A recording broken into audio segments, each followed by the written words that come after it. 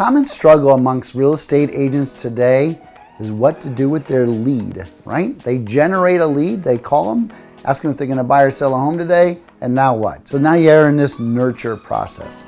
The biggest mistake agents make is they're thinking about themselves.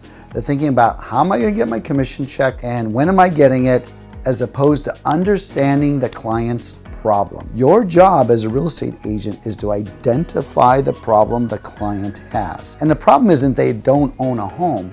The problem might be something completely different. They're renting and they're tired of paying rent. They're pregnant and they're gonna have more children. Whatever the problem is, identifying those problems and identifying a solve for that problem. You need to become client-focused, not personally focused, and that's gonna get you through the nurture process.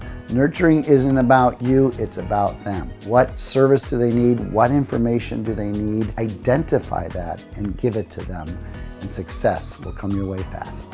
Oh, and by the way, our experience has taught us, and we've got the numbers here, it takes 11 conversations with a nurture lead before you get them to conversion. 11.